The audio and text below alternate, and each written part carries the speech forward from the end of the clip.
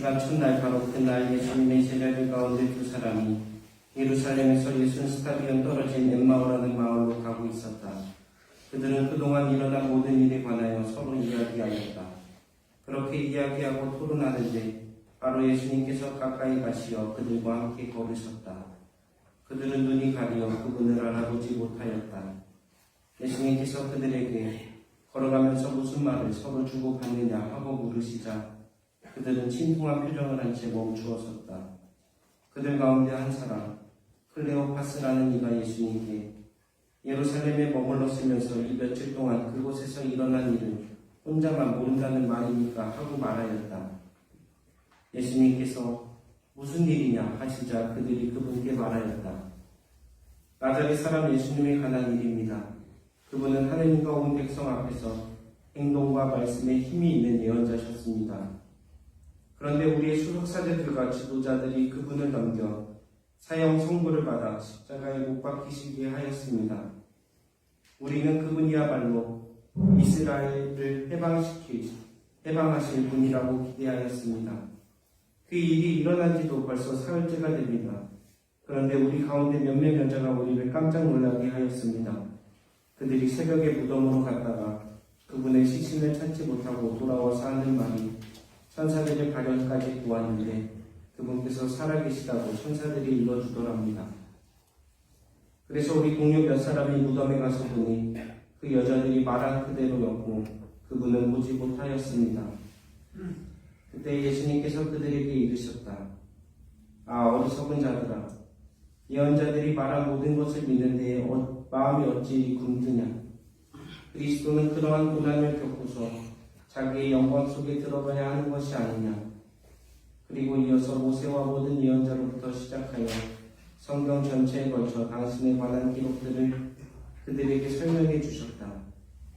그들이 찾아가던 마을에 가까이 이르렀을 때 예수님께서는 더 멀리 가려고 하시는 듯하였다. 그러자 그들은 저희와 함께 묵으십시오. 저녁때가 되어가고 날도 이미 저물었습니다. 하며 그분을 붙들었다. 그래서 예수님께서는 그들과 함께 묵으시려고 그 집에 들어가셨다. 그들과 함께 식탁에 앉으셨을 때 예수님께서는 빵을 들고 찬미를 드리신 다음 그것을 떼어 그들에게 나누어 주셨다. 그러자 그들의 눈이 열려 예수님을 알아보았다. 그러나 그분께서는 그들에게서 사라지셨다.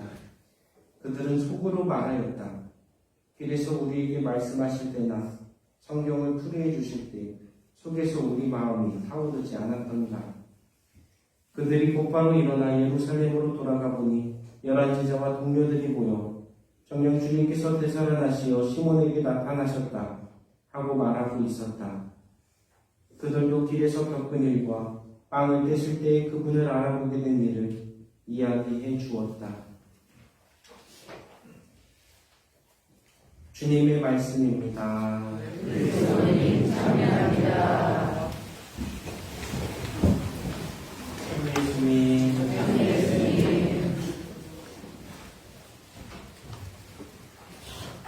오늘 신입사원의 이야기입니다. 입사한 지 얼마 되지 않아 과장님 때문에 퇴사를 생각한 적이 있었습니다. 이 과장은 모든 프로젝트와 일을 칼같이 해결하는 분이었는데 부하 직원들도 자기처럼 할 수 있어야 한다는 신념이 있었기 때문에 신입사원으로서는 늘 애를 먹곤 하였습니다. 그런데 잦은 야근 후에 피곤했던 신입사원은 큰 실수를 저지르고 말았습니다. 공장의 신제품 표본 제작 의뢰를 했는데 1000개만 받으면 될 것을 10,000개로 주문하고 말았습니다. 실수를 알았을 때는 이미 3000개의 제품이 제작된 후였습니다. 이 제품의 출고가는 8만원, 2000개면 1억 6천만원. 이 큰 문제를 해결할 수 없다고 생각했던 그는 무서운 생각에 도망치듯 회사를 그만둬 버렸습니다. 그런데 얼마 지나지 않아 그 신입사원을 찾아온 사람은 다름 아닌 과장님이었습니다. 과장님은 집안에 숨어있던 그를 직접 끌고 나오더니 한마디 질파 없이 그와 함께 새로운 판매처를 확보하기 위해 찜질방과 여관을 전전하며 전국을 돌아다녀 주었습니다. 그리고 3일 뒤 그들은 2,000개의 신제품을 다 팔게 되었습니다. 다시 회사로 복귀한 신입사원에게 사장님은 과장님의 사표를 돌려주셨습니다. 과장님은 이 일을 해결하지 못하면 책임지겠다며 사장님에게 사표를 맡기고 그와 함께 나섰던 것이었습니다. 이처럼 어렵고 힘든 시기에 누군가 나와 함께 진정으로 있어준다면 정말 큰 힘이 되어줍니다. 복음서에서 엠마오를 가는 제자들과 함께 하시는 예수님의 모습입니다. 엠마오로 가는 두 제자는 큰 절망에 빠져 있었습니다. 이스라엘을 해방시킬 분이라고 기대하였던 메시아, 하느님과 온 백성 앞에서 행동과 말씀에 힘이 있던 예언자 예수 그리스도께서 죽임을 당하였기에 그들은 희망을 잃고 절망에 빠진 채 엠마오로 갑니다.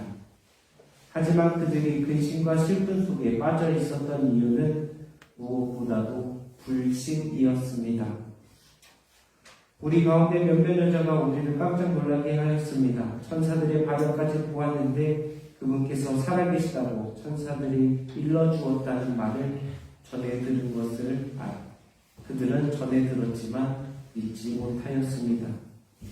그들이 믿었더라면 엠마오로 가지 않았을 것이고 갈릴리아로 가서 예수님을 찾았을 것입니다. 그러나 그들은 믿지 못했고 불신과 근심, 슬픔은 예수님을 못 알아보게 만들었습니다. 그런 우리에게 모든 것을 아시는 그분께서 무슨 일이냐 하고 물어보십니다. 당신께 근심, 슬픔 등을, 불신 등을 털어놓으라 하십니다. 그리고 믿음이 없는 우리의 모습을 안타까워하시면서 성경 전체 말씀을 통해 우리에게 믿음을 더해 주십니다.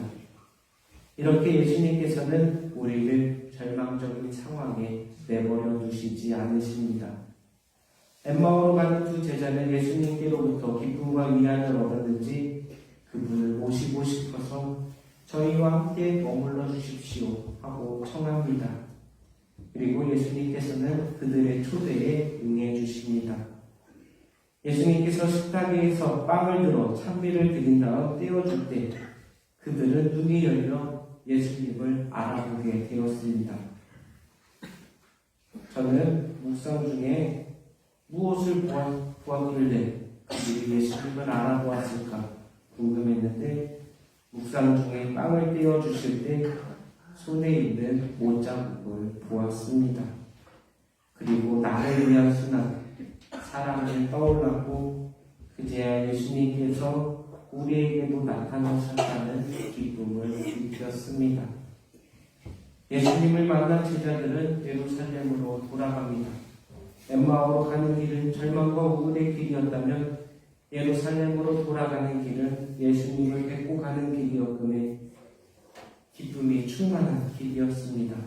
그리고 부활하신 예수님을 만나 힘을 얻은 그들은 형제들에게 또한 힘이 되어줄 것입니다. 절망 속에서 희망을 발견하고 슬픔에 잠겨 있다가 기뻐할 수 있는 체험은 바로 예수님의 부활을 체험하는 일입니다.